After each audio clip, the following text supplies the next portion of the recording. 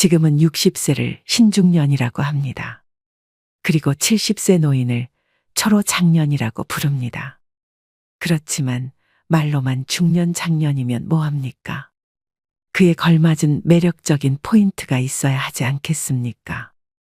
그야말로 멋지게 나이 들어야 한다는 뜻입니다. 얼마 전 아주 유쾌한 모임에 참석하게 되었습니다. 지인의 초대로 함께한 자리의 장은 80대가 넘은 분으로 걸음걸이가 단정하고 앉은 모습도 흐트러지지 않았으며 참석자들이 올 때마다 애정어린 인사로 반겨주었습니다. 모임 내내 그분은 상대가 가진 좋은 점을 칭찬하며 서로에게 도움이 되는 조언을 하셨죠. 식당의 주인에게도 위트 넘치게 대하였으며 마지막에는 조용히 밥값까지 자신의 카드로 지불했습니다.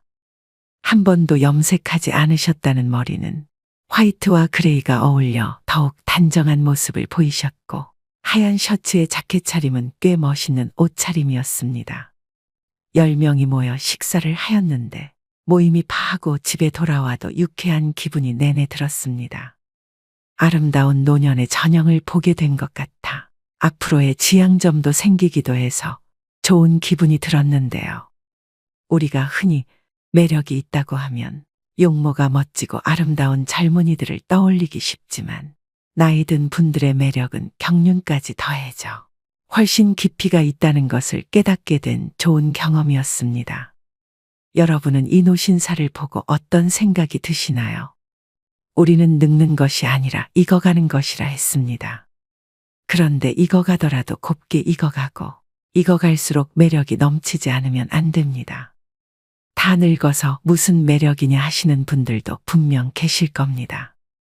매력은 더 이상 젊은이들만의 전유물이 아닙니다. 나이 들어 늙어가는 노인도 충분히 매력적입니다. 그러나 노인들은 대개 늙었다는 이유로 매력이라는 단어에 거리를 두는 옷차림과 언행을 하는 것을 쉽게 볼 수 있습니다. 그렇지만 오히려 나이가 들수록 외모에서부터 개인 취향인 옷차림까지 시각적, 정신적인 부분까지 포괄적인 항목에서 매력을 느낄 수 있어야 살아가는데 활력이 생길 수 있습니다. 영국 런던의 정치경제대학교 교수였던 캐서린 하킴은 매력자본이라는 개념을 만들었습니다. 한마디로 매력이 능력이자 경쟁력이라는 말인데요. 그녀가 말한 매력은 잘생긴 외모만을 뜻하는 것이 아닙니다. 유머 감각과 활력, 세련미, 상대를 편안하게 하는 기술 등 다른 사람의 호감을 사는 멋진 태도나 기술을 말합니다. 이런 멋진 태도나 기술은 나이가 많다고 쇠퇴하지 않는다는 것입니다. 오히려 더 좋아질 수도 있습니다. 이것이 바로 나이듦의 지혜와 여유가 아니겠습니까? 그렇다면 나이 들수록 잃어가는 매력을 어떻게 유지할 수 있을까요? 다음에 5가지를 충실히 실천하시면 여러분들도 분명 매력 자본을 갖춘 멋쟁이 노인이 될 수 있습니다. 영상 끝까지 시청하시고 오늘부터 바로 실천해 보시길 바랍니다.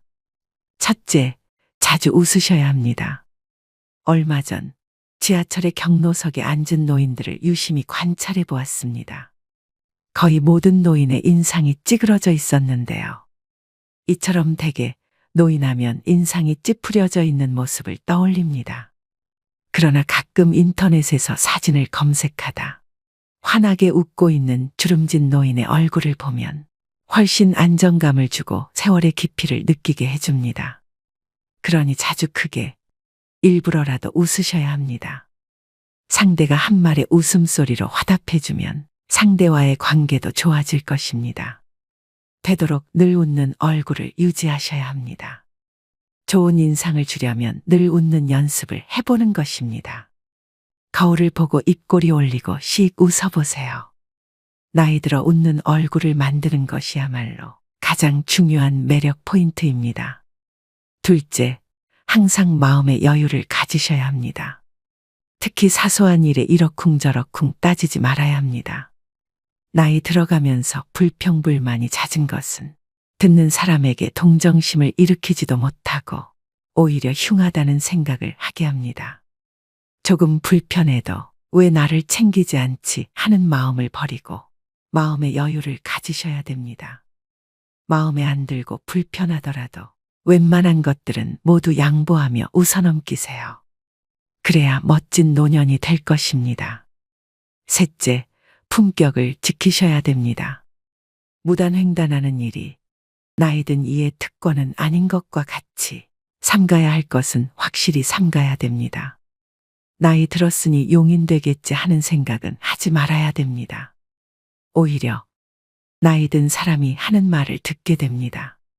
또 젊은이들의 행동을 못마땅하게 여겨 잔소리하는 것을 삼가야 합니다. 하고픈 말이 있더라도 매우 중요한 것이 아니면 가급적 삼가하는 것이 좋습니다.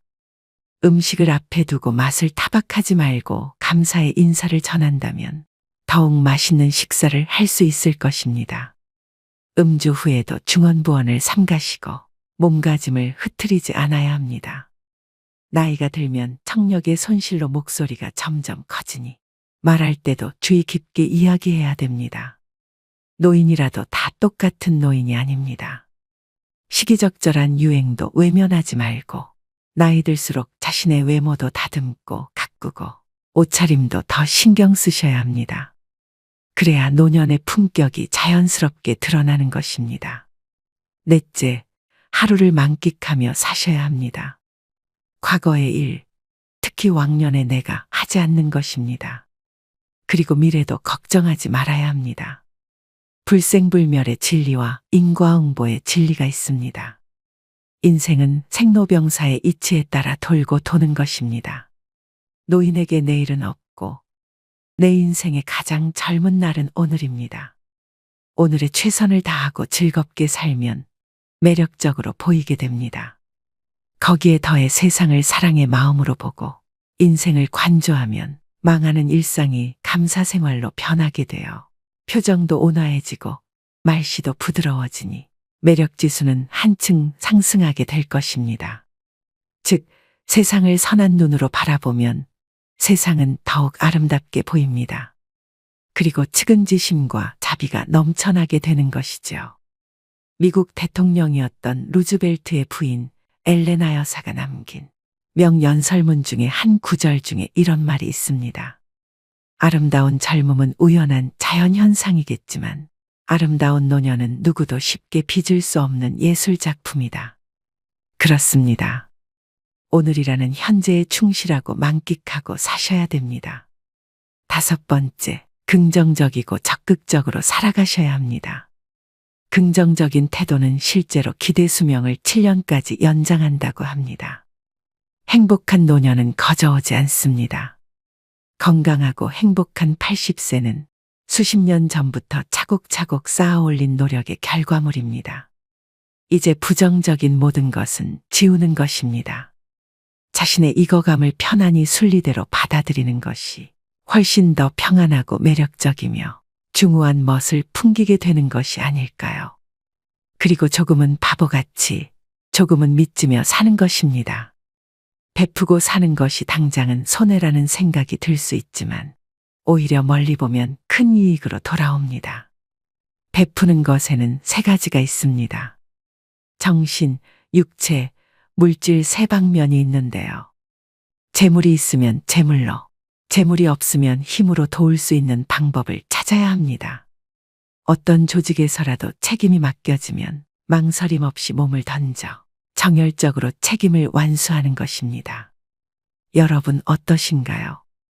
어떻게 늙어갈 것인가는 모든 노인들의 화두일 것입니다. 사람이 각기 살아온 역사가 다른 것처럼 늙는 것도 각자 다를 수밖에 없습니다. 품위를 지키며 보람차고 아름답게 늙는 사람이 있는가 하면 그렇지 못한 경우도 있습니다. 멋지거나 추하거나 또 행복하거나 불행한 노년이 되는 것은 모두 자신의 책임입니다. 우리는 모두 살아온 궤적이 다릅니다. 모든 노년이 즐거움과 행복을 같이 누릴 수 없는 것이 당연하죠. 나이듦은 누구에게나 찾아오는 그리 반갑지 않은 손님입니다. 하지만 그 손님과 어떻게 공존하며 살아갈 것인지는 여러분의 선택과 태도에 달려 있습니다. 즉, 노력 여하에 따라서 아름답고 행복하게 늙어갈 수는 있습니다. 올해 여러분은 어떤 모습으로 나이 들어가기를 기대하고 계신가요? 그리고 여러분의 행복한 노후를 위해 어떤 노력을 기울이고자 하시나요? 이것을 지키지 않으면 땅을 치고 후회한다고 하는데요. 행복한 노후를 위한 원칙 5가지를 말씀드리겠습니다. 첫 번째는 더 이상 잃지 않는 것이 기본입니다. 어느 자산관리사는 어르신들께는 주식이나 펀드를 절대로 권하지 않는다고 합니다. 돈이 불어날 때는 좋아하시지만 팔지 못하고 나중에 손해를 입게 되면 괴로움이 이만저만이 아니라는 것인데요. 젊은이들은 다시 벌어서 메우면 된다고 생각하고 털어버리지만 어르신들은 다시 복구할 수 없다는 절망에 사로잡혀 일상이 무너지게 됩니다. 앞으로 일을 해서 돈을 벌 수 없고 모아놓은 돈을 가지고 죽을 때까지 생활해야 한다는 불안에 사로잡히게 되면 어딘가에 투자를 해야 될 것만 같기도 합니다. 그러다 보면 누가 뭐를 해서 돈을 많이 벌었다는 소위 카더라 이야기에 넘어가게 되어 노후 자금을 몰빵했다가 전 재산을 잃기도 합니다. 건강도 마찬가지입니다. 사람들은 좋은 것을 먹고 몸에 좋은 것을 함으로써 더 건강해지고자 노력하는데요. 고혈압이나 당뇨병, 고지혈증 같은 만성 질환에 걸렸을 때는 꾸준히 처방약을 복용해서 현재의 건강을 유지하는 것이 우선입니다. 검증받지 못한 건강식품이나 민간요법에 기대다 보면 현재의 건강도 지키지 못하고 후유증에 시달리게 될 수 있습니다. 두 번째는 자식은 없는 셈 쳐야 됩니다. 불안장애나 우울증으로 병원을 찾는 어르신 중에 상당수는 자식 문제로 스트레스를 받다 병이 생긴 분들이라고 합니다. 자식의 이혼, 범죄, 사업 실패 등 자녀를 걱정하는 주제도 가지각색입니다. 재산이라도 조금 있으면 자식들은 마치 부모가 일찍 죽기를 바라듯이 유산을 놓고 다투기도 합니다. 또 자식에게 물심양면으로 도움을 주다가 고생하는 어르신들도 적지 않은데요. 하지만 막상 부모가 어려움에 처했을 땐 자식은 나 몰라라 하는 경우가 부지기수입니다. 그렇게 자식으로부터 외면받고 마음고생하는 어르신들을 주변에서 흔히 볼 수 있죠. 경제적으로 자립하지 못했다고 해서 계속 퍼주면 내 노후가 먼저 무너지게 됩니다. 나이 들수록 자식과 부모 관계는 서로를 너무 많이 의존해서는 안 됩니다. 그래야만 정신적으로 건강한 노후 생활을 할 수 있는 것이죠. 자식에 대해서 신경 쓸 시간의 절반이라도 내 옆에 있는 배우자에게 서로 신경 쓰고 아껴주면 더 행복한 말년을 보낼 수 있을 것입니다. 세 번째는 새로운 관계를 만드셔야 됩니다. 나이가 들수록 고립되어 지내게 됩니다. 알고 지내던 사람들도 하나둘씩 건강상의 이유로 밖에 나가지 못하게 되는데요. 그 중에는 안타까운 병이나 사고로 죽어가는 이도 있습니다. 사회적 고립과 우울증을 예방하기 위해 지속적으로 사회 활동을 하고 마음 맞는 사람들과 꾸준히 만나면서 소통하는 것이 중요합니다. 여러분은 나이 들수록 제일 두려운 게 무엇인가요? 아마 대부분의 분들이 치매가 걱정된다고 말씀하실 텐데요. 우울증은 치매의 원인 중 하나라고 합니다. 그만큼 노후의 정신 건강을 위해서는 외로움, 고립감을 극복하시는 게 가장 중요합니다. 친구를 사귀기 위해서는 사람들이 있는 장소에 가야 합니다.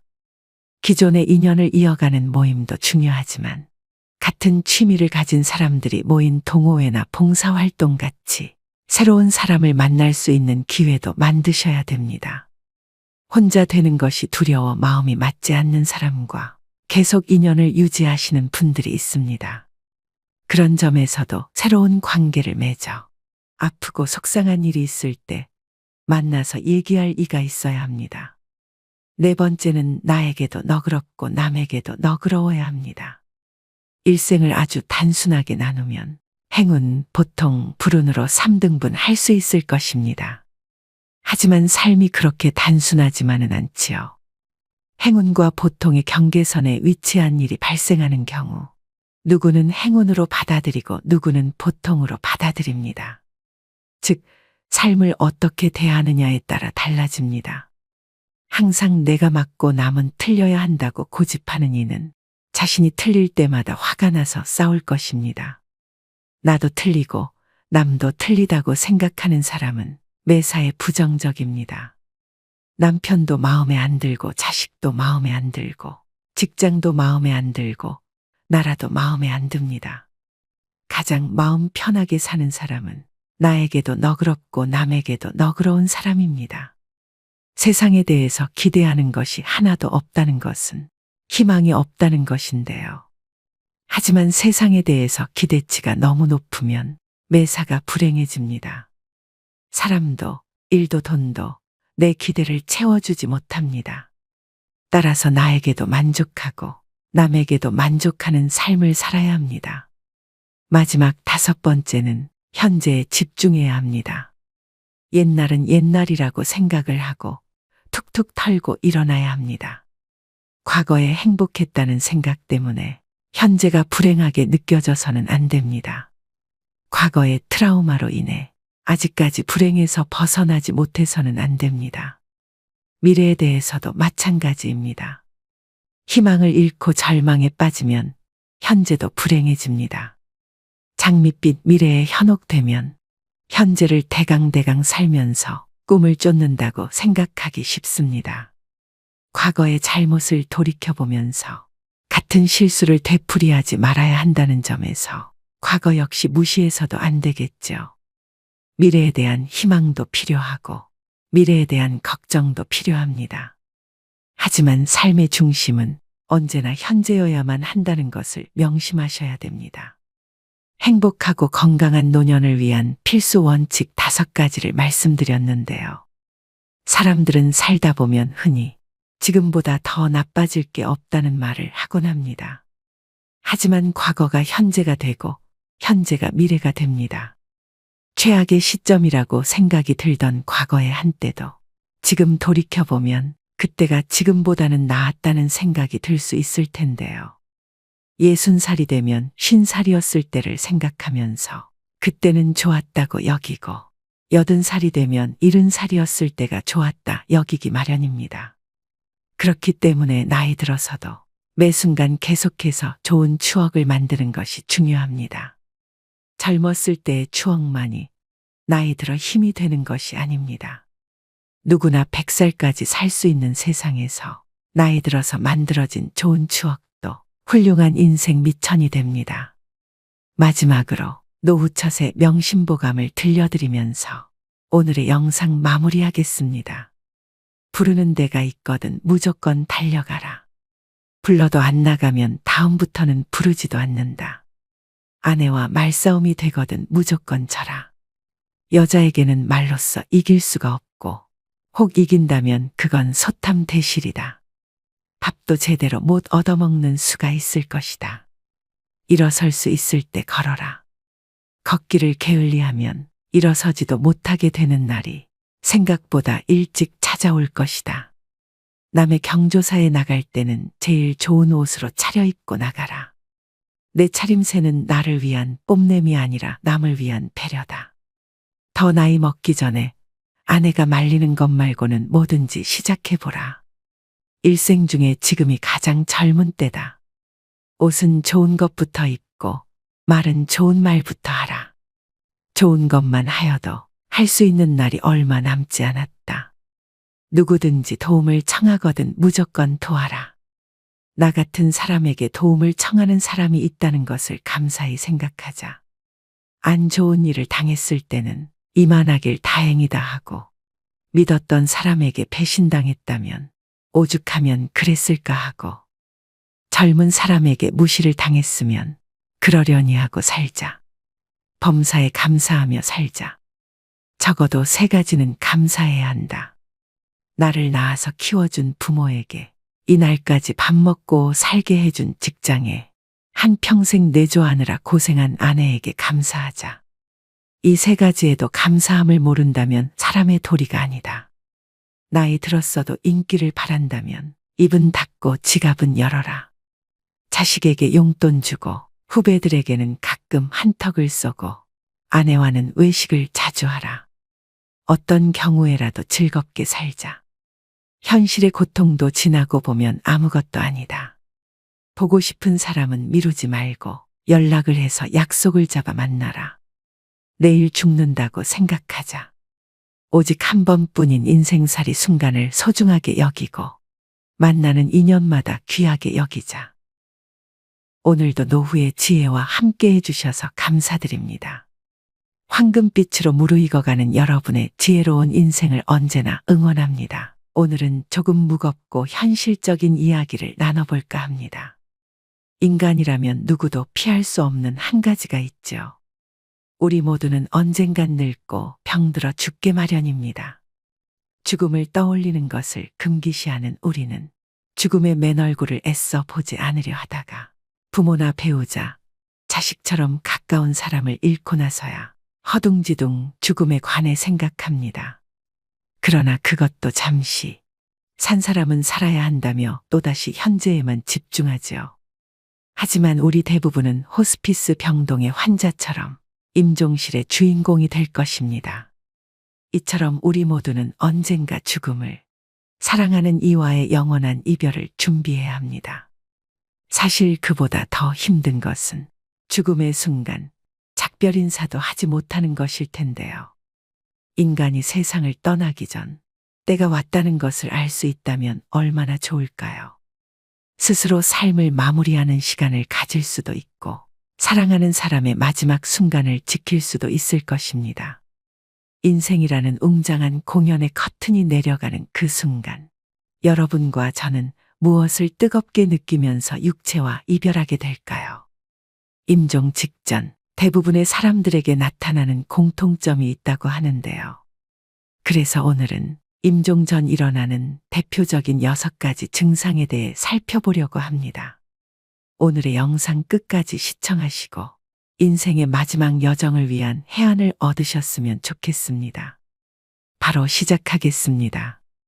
우선 첫 번째로 수면 시간에 변화가 생깁니다. 길게는 약 한 달에서 짧게는 일주 전부터 수면 시간은 평소보다 길어지고 깨워도 별 반응을 하지 않습니다. 3, 4일을 내리자고 잠깐 가족의 얼굴을 알아본 뒤 다시 깊은 잠에 빠져들기도 합니다.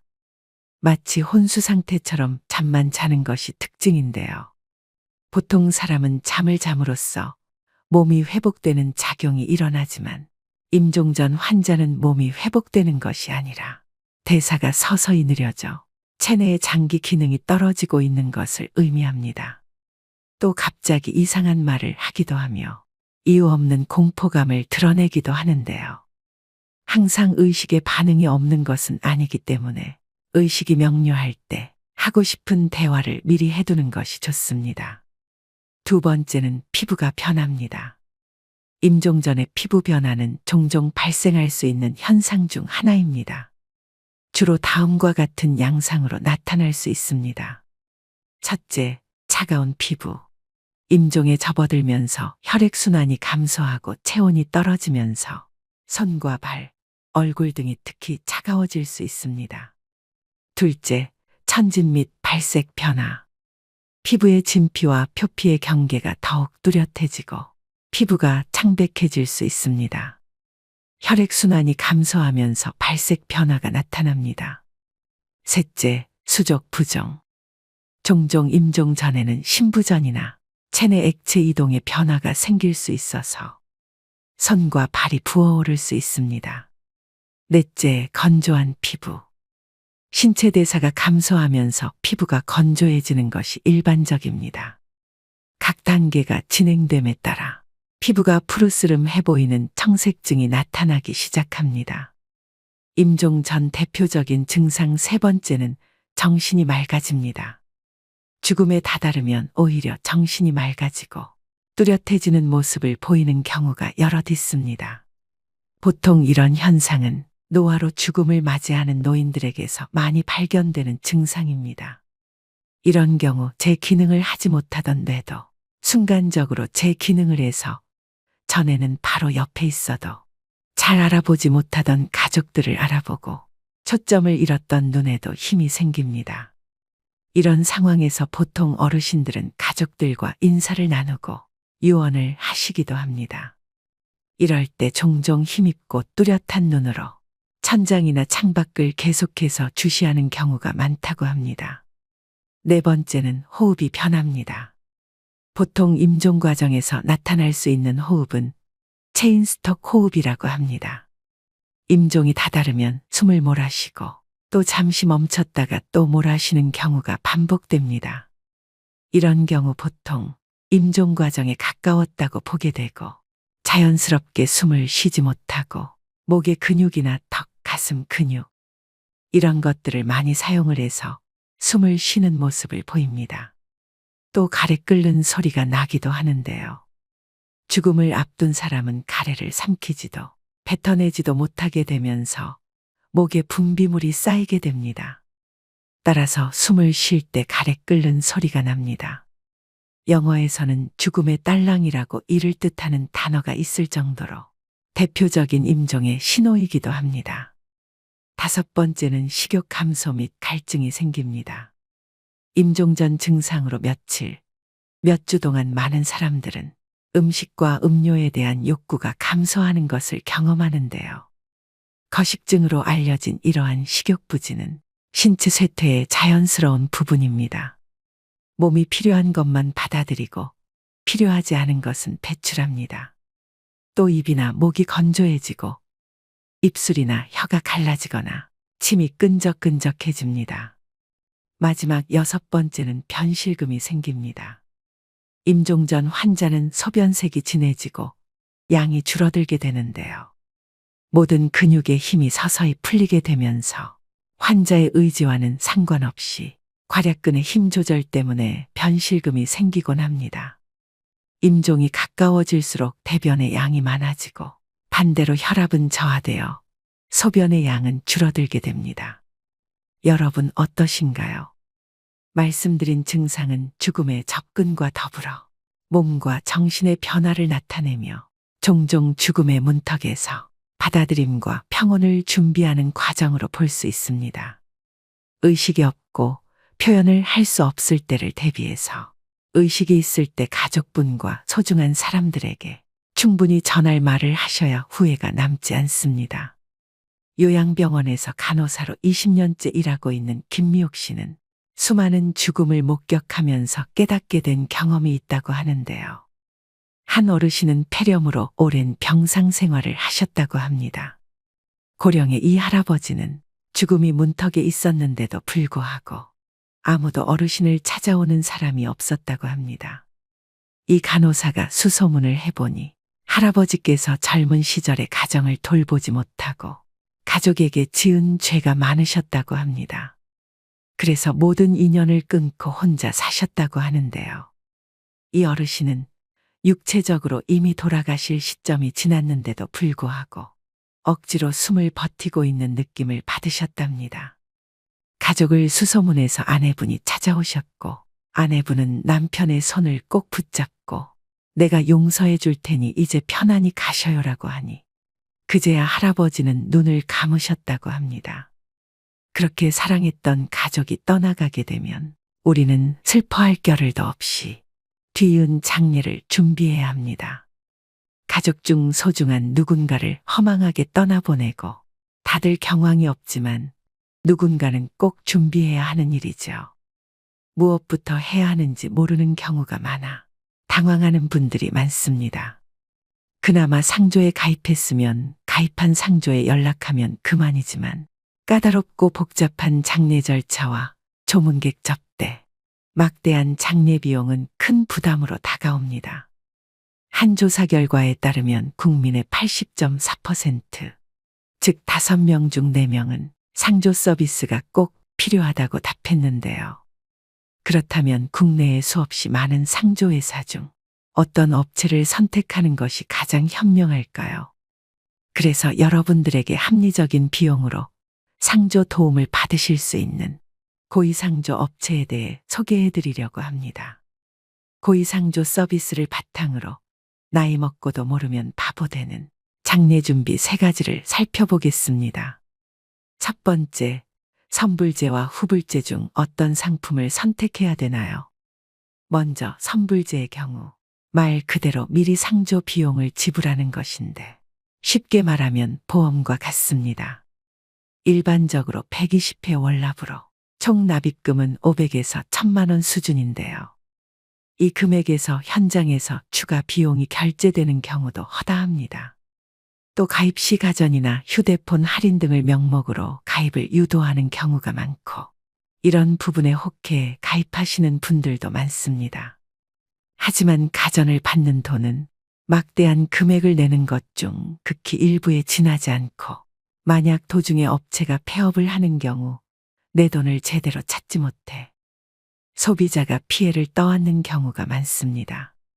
연간 수십 곳의 상조회사가 폐업을 한다고 하는데요. 그러다 보니 많은 분들이 함부로 상조를 가입하기 꺼려 하시는 경우도 많습니다. 이런 여러 단점을 극복하기 위해 나온 것이 후불제 상조입니다. 후불제의 경우 낮은 금액대부터 높은 금액대까지 다양하게 갖추어 있어서 가족분들이 예산에 맞춰서 직접 선택하실 수 있는 장점이 있으며 불필요한 상품들을 포함하지 않을 수 있기 때문에 훨씬 합리적으로 비용을 아낄 수 있습니다. 매월 돈을 납부하지 않아도 된다는 점, 그리고 장례가 끝난 후 비용을 지불하면 되기 때문에 더 투명한 비용으로 마지막까지 안심하고 장례를 치를 수 있게 되는 것도 크게 안심하실 수 있는 부분입니다. 심지어 현재 선불제 상조를 이용하고 계시더라도 후불제로 전환하시는 게 더 이득일 수도 있습니다. 고이상조에서는 후불제 전환 비교 서비스도 제공해드리니 상담 받아보시길 추천드립니다. 두 번째, 장례식장이 있는데 굳이 상조도 따로 필요한가요? 이는 웨딩 플래너 없이 결혼을 준비하는 것과 유사합니다. 장례식장의 장례지도사는 처음부터 끝까지 책임져 주지 않습니다. 빈소에 1시간에서 2시간 들르고 물품을 파는 역할이 전부입니다. 반면 상조의 장례지도사는 처음부터 끝까지 장례를 책임집니다. 장례 첫날부터 발인날까지, 연부터 유족을 위로하는 순간까지 늘 함께 있습니다. 장례식장을 끼고 장례를 진행하는 것은 물품, 식비 등을 고려하므로 상조보다 기본적인 비용이 더 많이 나오는 것이 보통입니다. 그 이유는 두 가지인데요. 먼저 기본용품의 단가가 높습니다. 상조에서 10만 원 하는 수의가 장례식장에선 기본 40에서 50만 원입니다. 수의 가격만 봐도 벌써 4, 5배 차이가 납니다. 언론에서 많이 보도되듯이 장례식장에서의 유골함 가격은 정말 부르는 게 값입니다. 또 식비를 관리해주는 상조와 달리 식비가 많이 나올수록 장례식장 측의 이득이므로 추가 비용도 수십만 원을 훌쩍 넘기게 됩니다. 유족들이 경황이 없다 보니 물품 선택을 하실 때 정확한 판단을 못 하시게 됩니다. 그런 리스크를 없애는 게 바로 상조인 것이죠. 마지막 세 번째는 정직하고 합리적인 상조업체 고르는 방법입니다. 결론적으로 정직하고 합리적인 후불제 상조에 맡기는 것이 답인데요. 다만 국내에 수없이 많은 상조업체 중 어느 업체가 믿고 맡길 만한지 판단하기가 어렵습니다. 현명하게 상조업체 고르는 방법 첫 번째는 가격 정찰제를 활용하고 있는가. 장례용품 강매와 노잣돈 및 수고비 강요 등 추가적인 결제를 유도하지 않는 것이 매우 중요합니다. 많은 업체들이 최저가를 표방하고 유인한 뒤에 추가 비용 결제를 유도하는 방식을 사용합니다. 고이상조는 합리적인 비용으로 구성되어 있는데요. 가족장이 259만 원, 무빈소장 159만 원, 일반장 359만 원으로 이용하실 수 있습니다.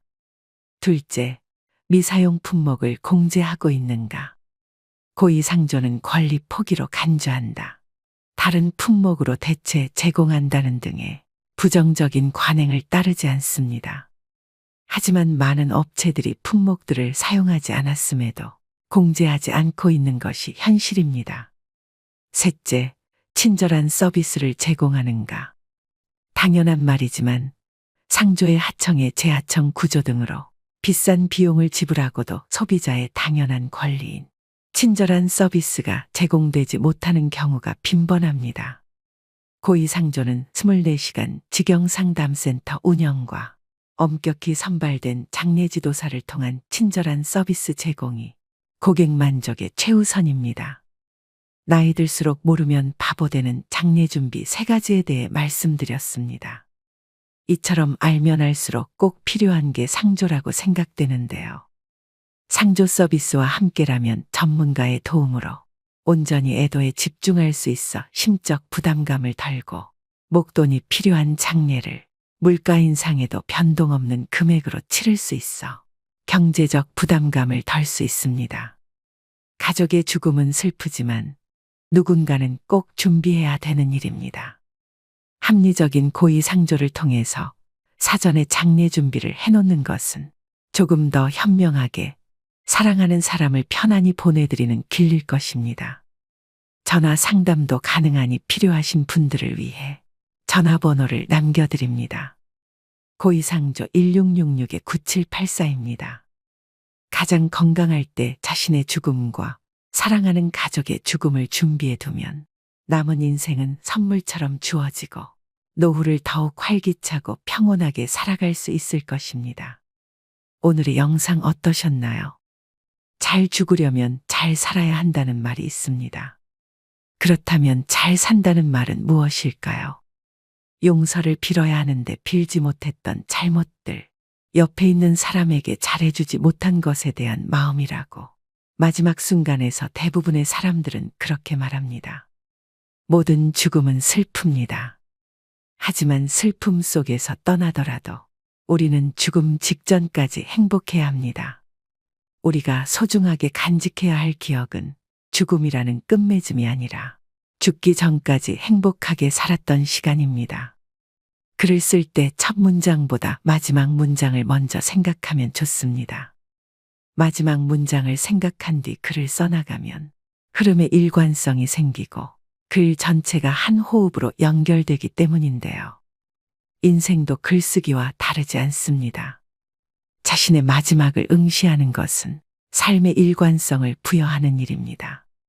살다 보면 순간순간 중요한 갈림길에 서게 됩니다. 그때마다 자신의 마지막을 상상하며 후회하지 않을 선택을 한다면 인생의 중요한 것을 놓치지 않고 살아갈 수 있습니다.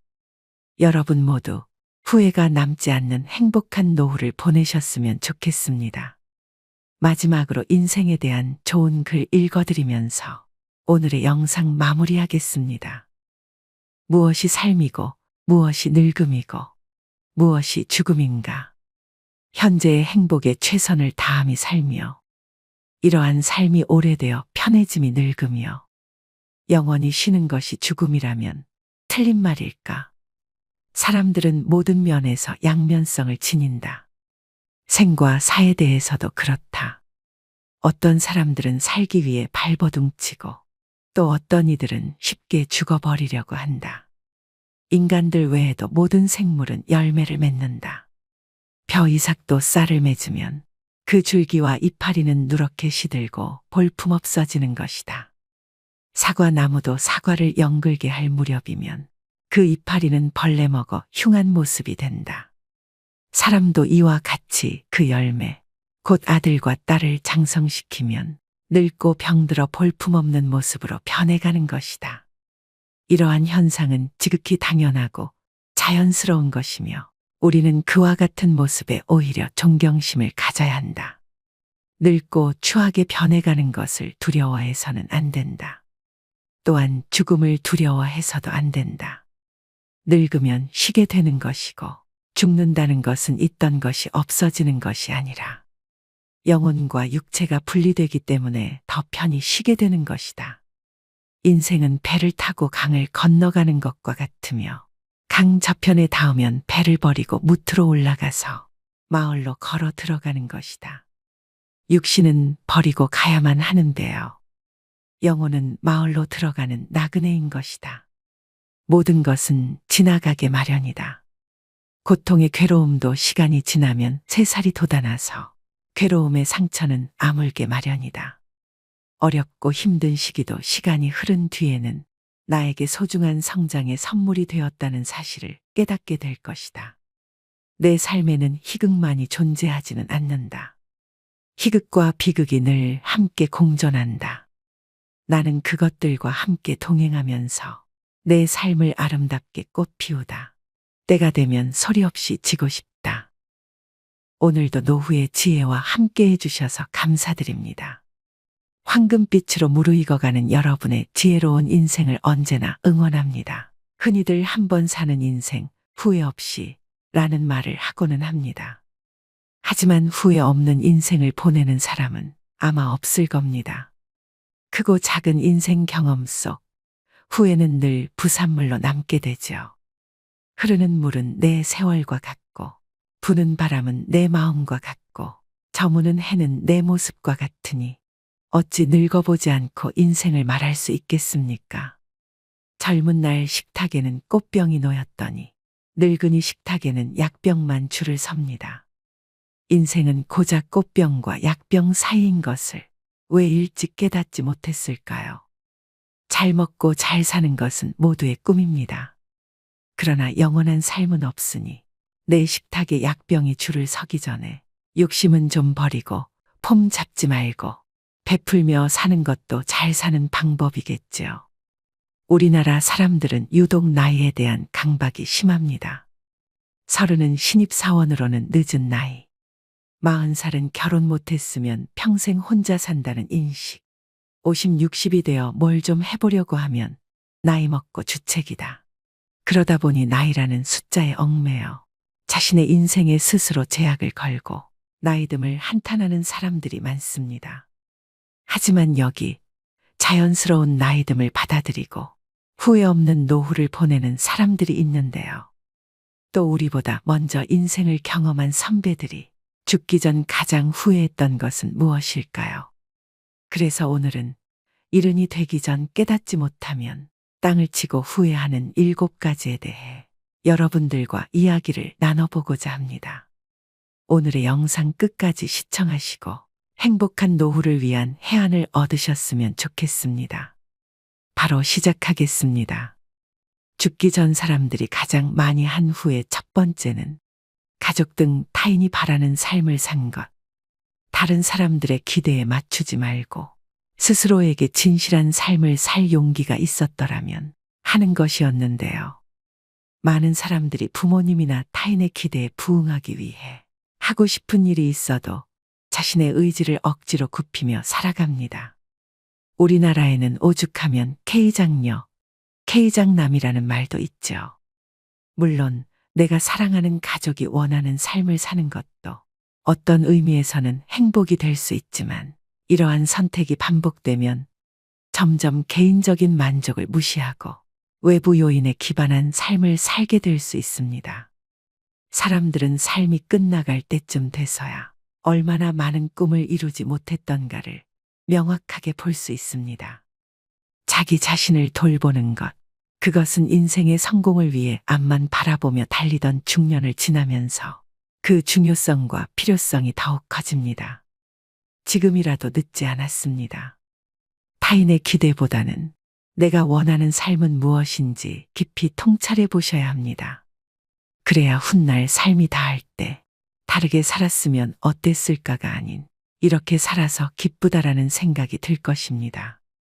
두 번째는 여행을 내일로 미룬 것. 60세 이상 노인분들은 다른 지역, 다른 환경에서 자랐어도 한 가지 공통점이 있습니다. 그들 대부분이 한 지역에서 어린 시절을 줄곧 보냈다는 점입니다. 적어도 수십 년은 고향을 떠나지 않고 살았습니다.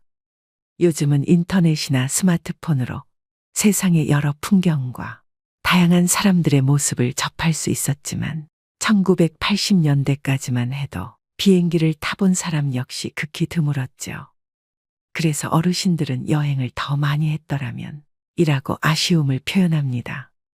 81세 김경수 씨는 말합니다. 우리 부부는 은퇴하면 여행을 많이 하기로 했지. 그런데 정작 은퇴 후에는 아내가 세상에 없었어. 너무 늦었지. 몇 번 혼자 여행을 가긴 했는데 혼자 가니까 재미가 없더라고. 로키 산맥을 버스를 타고 지나가는데 풍경이 예술이었어. 옆자리에 아내가 있었더라면 이렇게 말하고 싶더군. 저 빛깔 좀 봐. 인생 선배들은 다른 곳에 지출할 돈을 아끼거나 먼저 사용해도 좋을 만큼 여행은 가치 있는 일이라고 말합니다. 여행은 견문은 넓혀주고 삶의 구심점을 찾게 도와주며 여러 가지 새로운 것들에 도전하게 해주므로 아주 많은 이익을 준다고 얘기합니다. 또 여행하면 나이가 들어서도 세상을 제대로 볼 수 있는 특별한 힘을 주고 인생을 잘 살았다는 기분도 느끼게 해줍니다. 주저할 이유가 없는 것입니다. 자, 여러분. 이제 가고 싶은 곳, 보고 싶은 곳 목록을 만들어 보세요. 세 번째는 건강관리에 소홀한 것. 건강은 우리가 행복한 삶을 영위하기 위해 필수적인 요소인데요. 늘어난 수명만큼 관심이 커진 것이 몸도 마음도 건강한 노후입니다. 그러나 많은 사람들이 건강 관리에 소홀하여 나중에 큰 후회를 하게 됩니다. 앞으로 100세 시대를 살아가기 위해서는 돈을 버는 것도 중요하지만 돈만 가지고는 행복한 삶을 살아가기 힘듭니다. 부자지만 수십 가지 약을 먹으면서 이곳저곳 아프지 않은 곳이 없고 매일 힘들어 죽겠다는 말을 습관처럼 내뱉는 사람도 있습니다. 노후를 위해 돈을 버는 것도 중요하지만 건강도 관리하면서 돈을 벌어야 되겠죠. 암이나 뇌졸중 등 큰 병이라도 걸리면 힘들게 벌어놓은 돈은 밑 빠진 독에 물 붓기처럼 의료비로 빠져나가기 십상인데요. 조금이라도 건강할 때 자신의 건강에 관심을 가지셔야 됩니다. 건강관리를 위해 적극적으로 권하고 싶은 것이 있습니다. 바로 신체 단련인데요. 즉 운동을 생활화하는 것입니다. 운동은 체력을 증진하고 고혈압 및 당뇨 등 기저질환을 예방하거나 조절하는 데 큰 효과가 있습니다. 그리고 무엇보다도 가장 중요한 뇌 건강에 큰 도움을 줍니다. 여러분은 100세 시대를 건강하게 살아낼 자신이 있으신가요? 자신의 선택에 따라 행복한 삶을 살아가기도, 질병의 고통 속에서 살아가기도 합니다. 뭐니 뭐니 해도 결국엔 건강을 이길 수 있는 것은 세상에 아무것도 없음을 명심하셔야 됩니다. 네 번째는 일만 너무 열심히 한 것. 사람들이 죽기 전 가장 후회하는 것 네 번째는 일에만 치중하여 삶의 균형을 잃은 것입니다. 물론 내가 몸담은 한 분야에 있어 큰 노력을 기울이는 일은 정말 멋진 일입니다. 하지만 지나치게 업무에만 몰두하면 가족이나 친구, 취미 등으로 행복을 경험할 기회를 놓칠 수 있습니다. 많은 분들이 일에 쫓겨서 또는 성공을 쫓느라 아이들이 크는 것도 제대로 못 보고 배우자와의 관계도 잘 챙기지 못했다고 후회합니다. 다양한 경험과 관계가 균형을 이룰 때 우리는 행복을 느끼게 됩니다. 더구나 일에만 집중하면 건강과 정신적인 문제도 초래할 수 있습니다. 일도 열심히 하되 틈틈이 삶의 균형을 찾도록 노력하셔야 됩니다. 다섯 번째는 친구들과 자주 연락하고 살지 못한 것. 죽음을 목전에 두고서야 옛 친구들이 얼마나 소중한지를 깨닫게 된다고 하는데요. 나이 들면 배우자 다음으로 친구가 가장 큰 자산입니다. 속마음을 털어놓을 수 있는 친한 친구, 언제든 연락하면 만날 수 있는 친구가 인생을 풍요롭게 합니다. 사는데 급급하고 바쁜 생활에 쫓겨서 소중한 친구들과의 관계를 세월 속에 흘려보낸 후에 누구라도 바쁘게 살다 보면 친구 관계가 소홀해지기 쉽습니다. 하지만 아무리 바쁘더라도 생각나는 친구가 있다면 용기를 내어 먼저 연락해보는 건 어떨까요? 내가 먼저 연락한다고 체면이 깎이는 것도 아닌데 망설일 필요가 없습니다. 삶의 마지막에 남는 것은 결국 사람과 사람뿐이라는 것을 잊지 말아야겠습니다. 여섯 번째는 자기 개발과 성장의 기회를 놓친 것. 인생은 계속해서 변화하고 발전하는 과정입니다. 아무리 돈이 많고 잘 나갔던 사람도 더 이상 성장하지 못한다고 느끼면 극심한 우울감에 빠지기도 하는데요. 계속해서 변화하는 사회 속에서 옛것만 고집하고 새로운 것을 받아들이지 않으려고 하면 절대 발전할 수 없고 성장 또한 할 수 없게 됩니다. 나는 이거 안 해봐서 못해 라고 생각하지 마시고 내가 못할 게 뭐야라는 마음가짐으로 새로운 지식과 경험들을 놓치지 마시고 관심과 호기심을 가져보시기 바랍니다. 그럼 또 예기치 못한 기회로 일상의 행복과 즐거움을 얻게 될 수도 있습니다. 마지막 7번째는 참기만 하고 산 것. 화를 더 낼 거리라는 후에는 시사하는 바가 큽니다. 우리는 모두 착한 사람 증후군에 빠져 있습니다. 속에서 부글부글 끓어올라도 상냥하게 웃는 분들이 많습니다. 하지만 화가 나면 어떤 방식으로든 풀어야 합니다. 화병은 마음속에서 우라통이 커지는 병입니다. 그 우라통이 외부로 표출되지 않으면 스트레스에 의한 각종 질병으로 명을 단축합니다. 먹고 살기 위해서 고객을 상대하는 직업에 종사하는 사람들은 진상 고객에게도 상냥한 웃음으로 대해야 하니 얼마나 스트레스일까요? 우리도 죽기 전에 후회하지 않으려면 감정을 표현하는 연습을 하는 것이 좋습니다. 임종을 앞둔 사람들은 다른 사람들과 평화롭게 살기 위해 자신의 감정을 억누른 부작용을 지적했습니다. 그들은 솔직한 감정을 표현하지 못해 내면에 쌓인 냉소와 분노가 병을 만들었다고 여겼습니다. 충분히 화를 내야 할 상황임에도 좋은 게 좋은 거다라고 생각하며 참고 사시는 분들이 많습니다. 당장은 참지만 결국엔 속에서 터지고 맙니다. 인생 뭐 있습니까? 혼자 속으로 끙끙 앓지 말고 우리 모두 할 말은 하고 삽시다. 여러분 어떠신가요? 후회하지 않는 삶은 여러분이 무엇을 한 것이 아니라 무엇을 하지 않았는가에 따라 결정됩니다. 사람들은 자주 말합니다. 그때 알았더라면, 그때 잘했더라면, 훗날엔 지금이 바로 그때가 되는데 지금은 아무렇게나 시간을 보내면서 자꾸 그때만을 찾습니다. 늙으면 사람이 수레를 끄는 것이 아니라 수레가 사람을 미는 법입니다. 넋놓고 있으면 밀려나는 것이 인생입니다. 이제 더 이상 미련과 후회만 남기는 시간을 보내시면 안 됩니다. 행복은 기다리는 것이 아닌 선택하는 것임을 명심하셔야 됩니다. 즉, 무엇을 선택하고 무엇을 내려놓는지가 앞으로 여러분의 노후를 완벽히 바꿀 것입니다. 인생 선배들은 행복한 노후를 위해 내려놓음 또한 실천하셨는데요. 결국 나를 내려놓음은 나를 다시 세우는 길입니다. 그렇다면 잘 내려놓기 위해 우리는 어떤 마음가짐으로 노년을 보내야 할까요?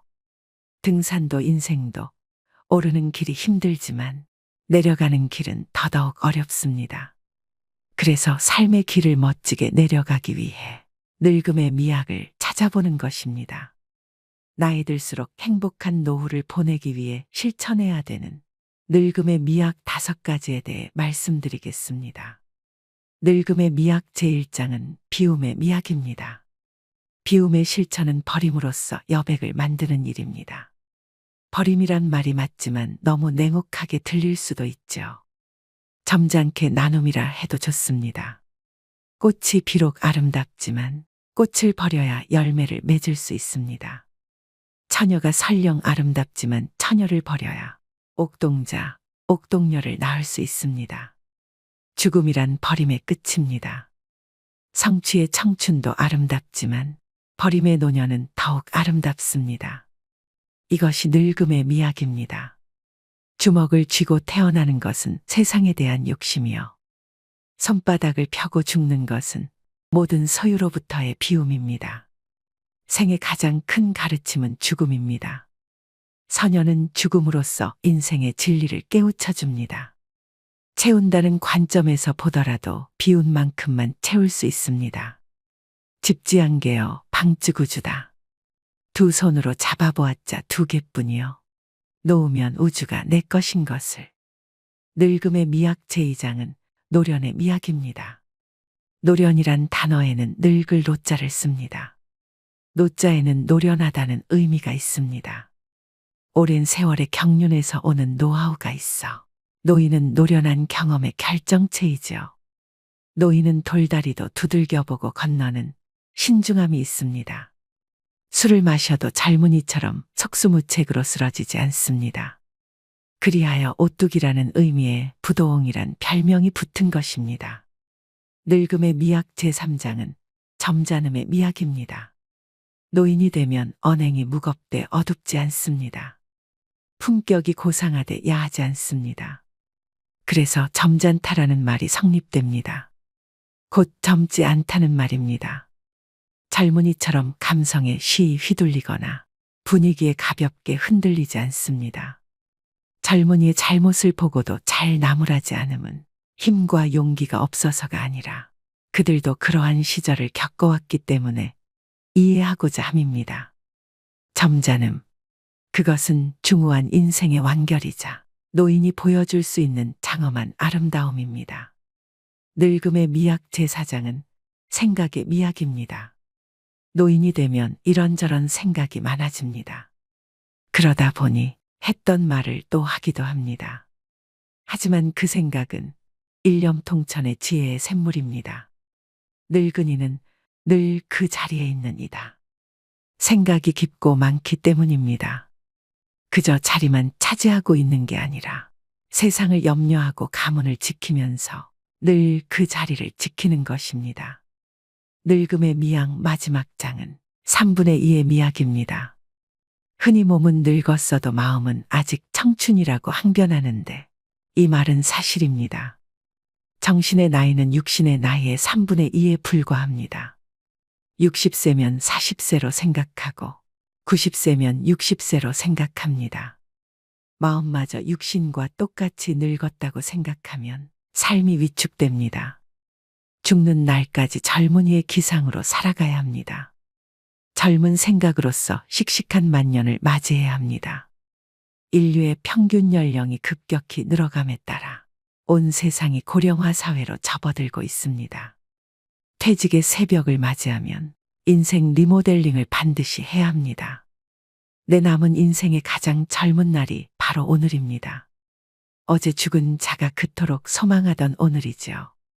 영리하고 재주가 있는 사람을 일러 총명하다고 하는데 총은 귀가 밝다는 뜻이며 명은 눈이 밝다는 뜻입니다. 나이가 들면 눈과 귀가 어두워집니다. 모든 기능이 저하되어 자세히 볼 수 없고 또렷하게 들을 수도 없습니다. 하지만 문제 없습니다. 쑥떡같이 얘기해도 찰떡같이 듣는 훈련을 평생 해온 그들이기 때문입니다. 어떻게 늙어갈 것인가는 모든 늙은이들의 화두일 것입니다. 품위를 지키며 아름답게 늙는 사람이 있는가 하면 그렇지 못한 경우도 있습니다. 멋지거나 추하거나 또 행복하거나 불행한 노년이 되는 것은 모두 자신의 책임입니다.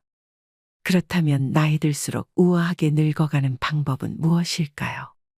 첫째, 건강한 생활 습관을 가져야 합니다. 금연과 절주 그리고 적당한 운동으로 생활 습관을 가꿉니다. 올바른 생활 습관은 건강하고 아름답게 늙어갈 수 있게 만듭니다. 둘째, 충분한 휴식과 수면을 취합니다. 너무 적게 자고 너무 많이 자는 것도 좋지 않습니다. 낮잠을 적당히 자는 것도 건강을 유지하고 아름답게 늙어가는 비결입니다. 셋째, 마음가짐을 편하게 해야 합니다. 사람이 살다 보면 별의별 경계와 부딪히게 됩니다. 하지만 언제나 긍정적, 적극적인 행동으로 마음을 편하게 가지면 곱게 늙어갈 수 있습니다. 넷째, 노화에 맞서지 말고 자연스럽게 수용해야 합니다. 의학 발달로 주름살 하나에도 피부 미용 시술과 성형을 합니다. 하지만 자연스럽게 늙어가야 합니다. 나이에 맞지 않는 어색함을 주는 얼굴은 오히려 우아함을 상실합니다. 다섯째, 욕심을 버려야 됩니다. 아무리 의욕 있고 하고 싶어도 나이 들면 욕심을 부리면 안 됩니다. 나이 들어 욕심부리면 추하게 보여 외면당하기 십상입니다. 여섯째, 말을 줄인다. 젊은 애들은 제잘제잘 말을 많이 하면 귀엽습니다. 그런데 나이 들어 말을 많이 하면 다들 싫어합니다. 특히 잔소리는 금물입니다. 일곱째, 회의나 모임에 부지런히 참석하세요. 불러만 줘도 기쁜 나이입니다. 대외 활동을 기피하면 정신과 육체가 모두 병들 수 있습니다. 동창회나 카페 모임, 옛 직장 동료 모임 등에 웬만하면 빠짐없이 참석해야 됩니다. 여덟째, 공덕을 쌓습니다. 지금 쌓은 공덕이 내 인생 미천이 됩니다. 내 생을 이 생보다 멋지게 살려면 생전에 아낌없이 베풀어야 합니다. 보시보다 더 큰 공덕이 없다고 했습니다. 아홉째, 사랑을 합니다. 사랑을 받고 사랑을 주는 것만큼 아름답게 늙어가게 하는 일은 없습니다. 사랑을 하면 얼굴색이 변하고 곱게 늙어갈 수 있습니다. 마지막 10번째, 죽음을 준비합니다. 인간은 누구나 죽습니다. 우주의 섭리를 거부하고 더 살겠다고 발버둥치는 것을 노출하고 합니다. 오늘의 영상 어떠셨나요? 노력 여하에 따라서 누구나 아름답고 행복하게 늙어갈 수 있습니다. 그 남다른 노력을 소홀히 하지 않는 것이 바로 지혜이죠. 인간은 지난 세월을 어떻게 살았느냐에 따라 노년이 평가됩니다. 그래서 자기 관리를 잘하는 것은 축복이며 아름다운 노년의 길일 텐데요. 이 10가지 중 절반이라도 몸에 익히면 훨씬 아름답게 늙어갈 수 있습니다.